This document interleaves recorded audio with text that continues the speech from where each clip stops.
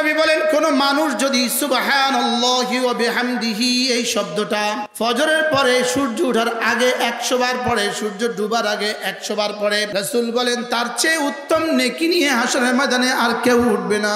হাশরের ময়দানে তার চেয়ে উত্তম নেকি নিয়ে ওয়ালাম ইয়াতি আহাদুন বিআফদালা মিনহু ইল্লা মান আতা বিমিথলিহি আও আকতারা মিনহু, তার চেয়ে উত্তম নেকি নিয়ে হাশরের ময়দানে আর কেউ উঠবে না।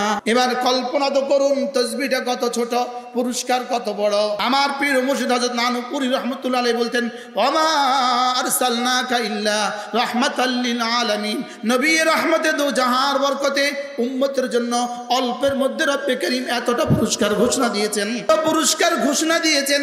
পুরস্কারের জন্য এটা পড়তে দেন নাই, পুরস্কারের জন্য এটা পড়তে দেন নাই।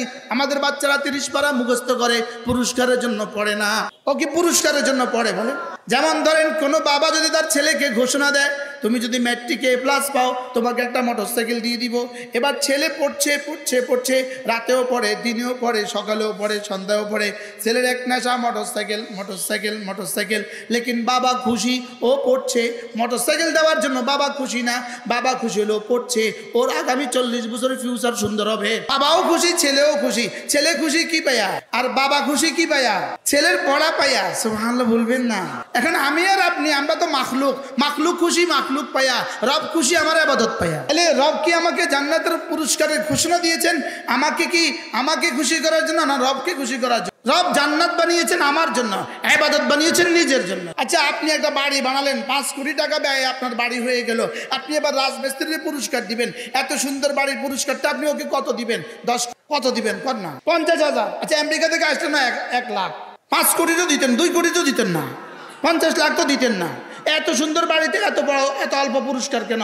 হ্যাঁ পুরস্কার এমনই হয়। তাহলে আমি এক সুবহানাল্লাহ ওয়া বিহামদিহি পড়লে রব্বে করিম আমাকে সবচেয়ে বেশি নেকিওয়ালা বানিয়ে জান্নাতে উঠাবেন। এত বড় পুরস্কার যদি হয় তাহলে কর্মটা কত? না আমার যা বলেন, আমার আমলের যা বলেন, আমলের যা জান্নাত নয়। জান্নাত হলো আমলের যা পাওয়ার জায়গা। আমলের জায়গা যা পাওয়ার কি বলেন? যেমন স্টেজ ওয়াজ নয়, স্টেজ হলো ওয়াজের জায়গা।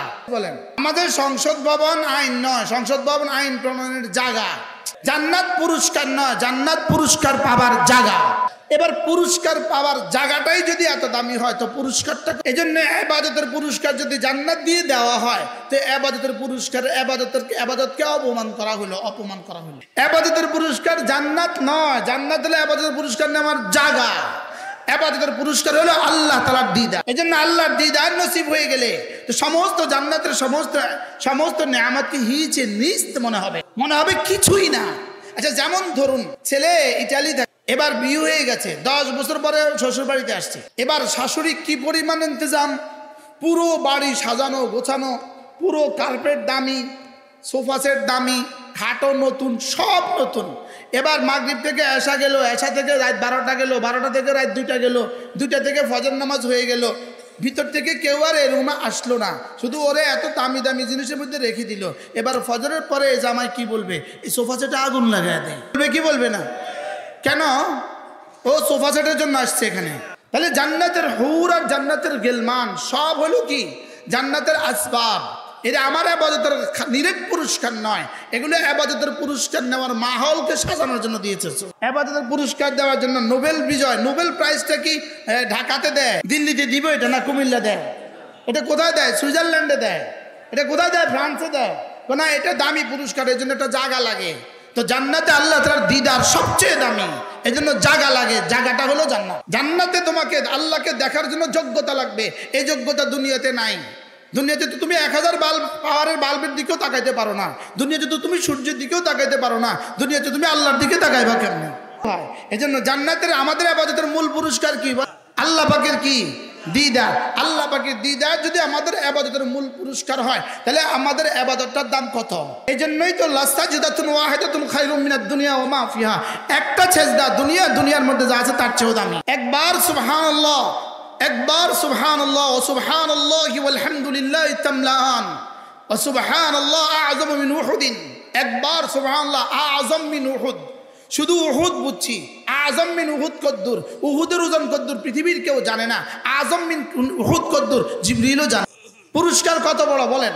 সবচেয়ে বেশি নেকিওয়ালা, বলেন সবচেয়ে বেশি কিওয়ালা? পুরস্কার এটা বড় না ছোট? এবার কর্মটা কত বড়? তাইলে বুঝা গেছে আল্লাহ তাআলার কাছে আমার সুবহানাল্লাহি ওয়া বিহামদিহি, আমার সুবহানাল্লাহি ওয়া বিহামদিহি 100 বার আল্লাহ তাআলার কাছে জান্নাতের চেয়েও দামি। জান্নাত হলো পুরস্কার। জান্নাত কি বলেন?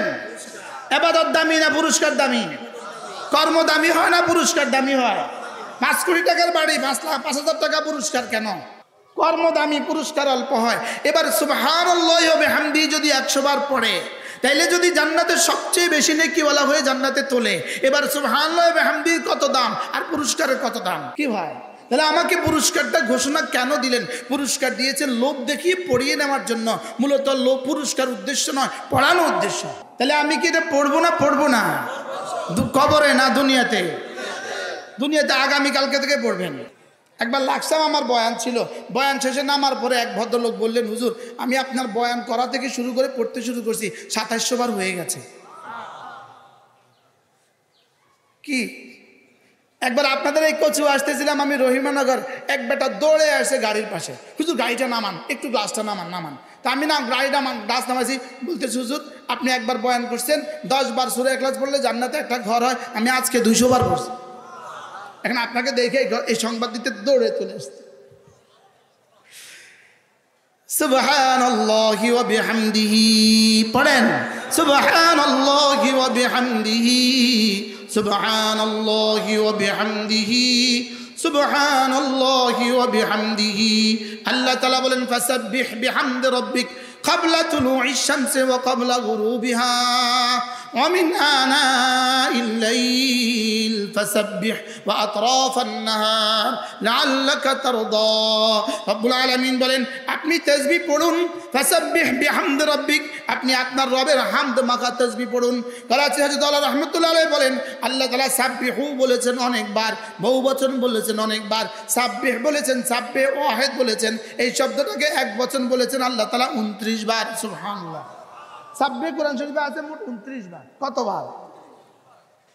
29 বার রব্বে কারীম সাব্বিহ বলেছেন। করাচি হযরত আল্লাহ রাহমাতুল্লাহ বলেন এর তরজমা আমার কাছে এমন বলতে ভাল লাগে যে আল্লাহ তাআলা যেন বলেন হাবিব ওদেরকে তো পড়তে বলেছি অনেকবার, ওরা পড়ে না, এবার ওরা পড়লে পড়ুক, না পড়লে নাই, ফাসাব্বিহ আপনিই পড়েন। কি ভাই, এবার আউয়ালে মুখাতাব রাসূল, সানিয়ান মুখাতাব সাহাবা, সালিসান মুখাতাব আমি। সুবহানাল্লাহ বলে।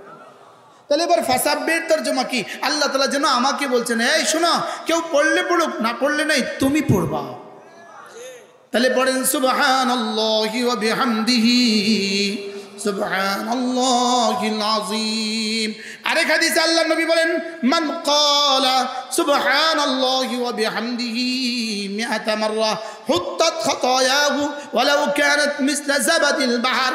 আল্লাহর নবী বলেন কোন মানুষ যদি সুবহানাল্লাহি ওয়া বিহামদিহি 100 বার পড়ে, রাসূল বলেন আল্লাহ তাআলা তার গুনাহগুলোকে মুছে দিবে, যদিও গুনাহ সমুদ্রের ফেনা বরাবর হয়।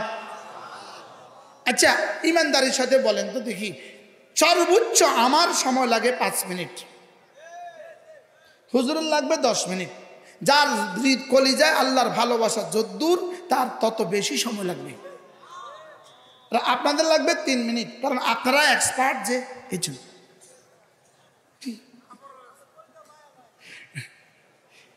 কি ভাই, তাহলে আজ থেকে ইনশাআল্লাহ সুবহানাল্লাহি ওয়া বিহামদিহি পড়বো তো। فسبحوه بكرة وأصيلا فسبح بحمد ربك قبل طلوع الشمس وقبل غروبها। সূর্য ওঠার আগেও পড়ুন, সূর্য ডুবার পরেও পড়ুন, আগেও পড়ুন। ওয়ামিন আনাইল লাইল, রাতের বেলায় মাঝে মাঝে পড়ুন। ওয়ামিন আনাইল লাইল, রাতের বেলায় মাঝে মাঝে পড়ুন। ফাসাব্বিহ, আল্লাহ বলেন আবার পড়ুন। সুবহানাল্লাহ। ওয়াতরাফান নাহার, দিনের বেলায় সকাল সাঁঝে আপনি পড়ুন।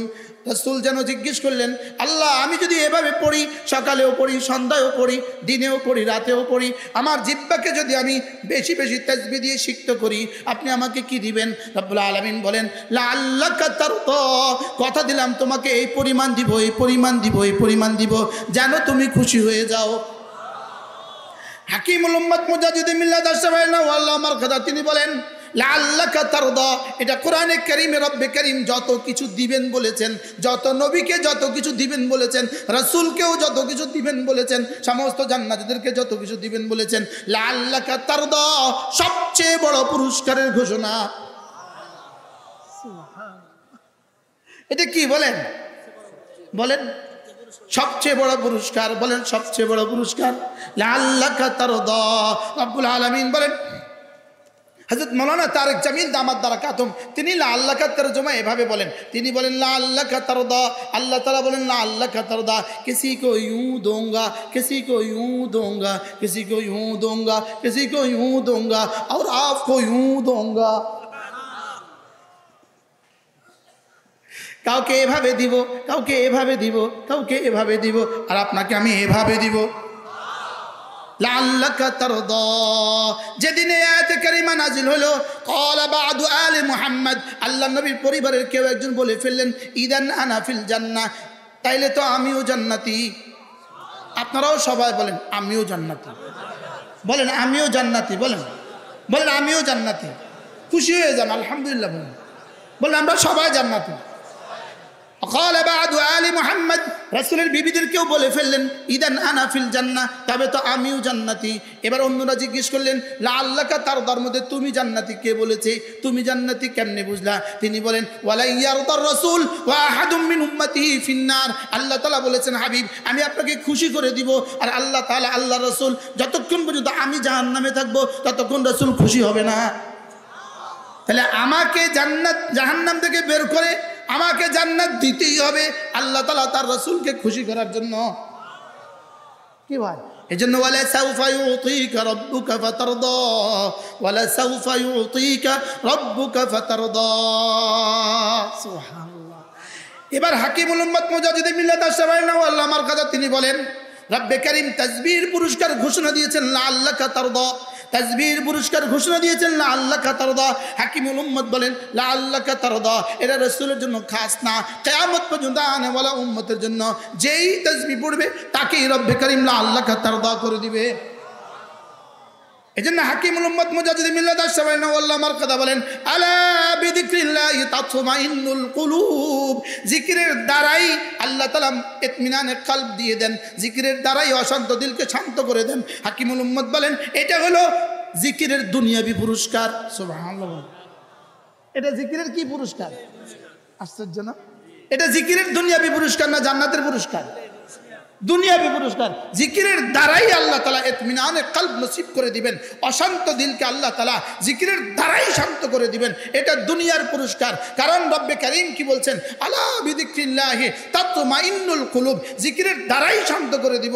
এর অর্থ জান্নাতে তো শান্তই থাকবা তুমি, ওখানে শান্ত বানাবার প্রশ্নই আসে না, শান্ত করবে তোকে দুনিয়াতে। এজন্য আরেক আয়াত আছে, হাকিমুল উম্মত মুজাদ্দিদ মিল্লাত আশ-শাবায়না আল্লাহ মারকাদা তিনি বলেন ইস্তিগফারের দুনিয়াবি একটা পুরস্কার আছে। বলবো? বলেন ইস্তিগফার, বলেন ইস্তিগফার। ইস্তিগফারের দুনিয়াবি একটা পুরস্কার আছে। হাকিমুল উম্মত বলেন ইস্তিগফারের দুনিয়াবি পুরস্কার হলো যে যত বেশি ইস্তিগফার করবে, রব্বে কারীম বলেন যাও তুমি যত বেশি ইস্তিগফার করবা আমি তোমার দুনিয়াকে তত বেশি সুন্দর করে দেব। ইয়া রাব, করছে কি? ইস্তিগফারের দুনিয়াবি পুরস্কার কি বলেন? দুনিয়া কি করে দিবে? এজন্য আল্লাহওয়ালাদের দুনিয়াও সুন্দর, আল্লাহওয়ালাদের আখিরাতও সুন্দর। যার আখিরাত সুন্দর হয় তার দুনিয়াও অটোমেটিক সুন্দর হয়। আরে সুবহানাল্লাহ বলেন, বলেন যার আখিরাত সুন্দর হয় বলেন। এজন্য হাকিমুল উম্মত মুজাদ্দিদ মিল্লাত আশ-শাবায়না আল্লাহ মারকাদা তিনি বলতেন দুনিয়া সুন্দর হইলেই আখিরাত সুন্দর হয় না, বাকি আখিরাত সুন্দর হইলেই দুনিয়াও সুন্দর হয়। আরে সুবহানাল্লাহ বলেন, বলেন দুনিয়া সুন্দর হইলেই আখিরাত কি হয় না? দুনিয়া সুন্দর হইলে আখিরাত সুন্দর হতে বাধ্য হয় না, লেকিন আখিরাত সুন্দর হলে দুনিয়া সুন্দর হতে বাধ্য হয়। সুবহানাল্লাহ বলেন, আখিরাত সুন্দর হলে দুনিয়া সুন্দর হতে কি হয়? আর দুনিয়া সুন্দর হইলে আখিরাত সুন্দর হতে কি হয় না? বাধ্য হয় না। কেমনে কইতাম, সময় তো কম। এজন্য হুজুর আমার কইছিল হুজুর একটু পরে উঠেন। হাকিমুল উম্মত মুজাদ্দিদ মিল্লাত আশ-শাবায়না আল্লাহ মারকাদা কি মানুষ ছিলেন আমাদের আকাবের, কি ছিলেন হাকিমুল উম্মত। হাকিমুল উম্মত মুজাদ্দিদ মিল্লাত আশ-শাবায়না আল্লাহ মারকাদা তিনি বলেন ফাযকুরুনি আযকুরুকুম। হাকিমুল উম্মত মুজাদ্দিদ মিল্লাত তরজমা করেন ফাযকুরুনি জাস কদর আযকুরুকুম ইস কদর। সুবহানাল্লাহ। কি আযান দিতেছে? হ্যাঁ,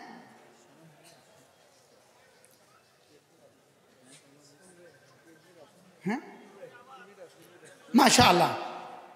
তাহলে এবার বলুন তো দেখি, বলেন জিকিরের দুনিয়াবি পুরস্কার, জিকিরের দুনিয়াবি পুরস্কার, জিকিরের উখরবি পুরস্কার। জিকিরের দুনিয়াবি পুরস্কার হলো জীবনে যখন যা লাগে তখন তা দিয়ে দিবে।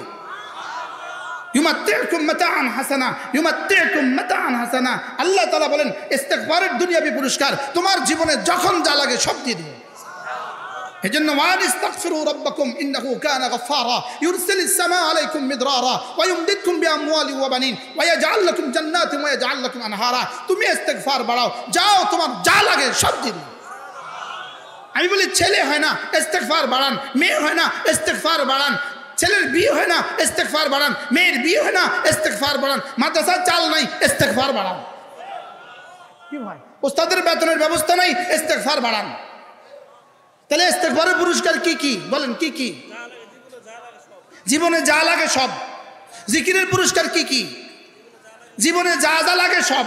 সুবহানাল্লাহ কোয়া না। জিকিরের পুরস্কার কি কি? জীবনে যা লাগে কি সব। এবার ইস্তিগফারের পুরস্কার কি কি? জীবনে যা লাগে সব। এবার ইবাদতের পুরস্কার কি কি?